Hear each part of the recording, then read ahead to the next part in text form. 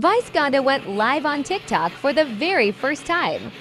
He had a lot of fun with his close friends Lassie and MC, who are also his co-hosts at It's Showtime.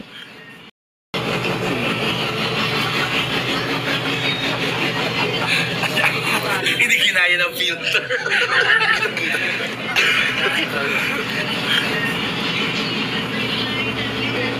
Ayan, oo.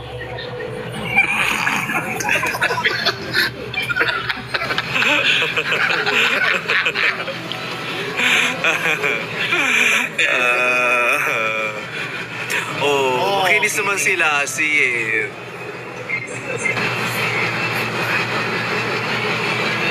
May ganyan na pala sa TikTok. Alam mo yung ganyan, tagal lang may TikTok live, baliw. Tagal na. Ano akala mo, Yahoo Messenger pa rin magamit mo? During the live stream, he mentions about SB19 Ken's solo songs and how they like his skin color. It seems Ken is both his and MC's bias in SB19. Hindi, nag-guess sila sa ano. Pakinggan mo yung ik. Alam mo, pinakinggan ko kahapon yung ano ba yung kanta niya? Yung Wrath?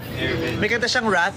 Ang galing, pag pinakinggan mo, tulog ka parang English, pero may mga Tagalog words, may mga Tagalog. Bisaya nga tayo iba. Bisaya ba si Ken? Hindi ko alam eh. Pero yun, pero pag pinakinggan mo yung rap, kala mo English. Galing. Galing sumayaw. Tsaka ang ganda ng kulay niya.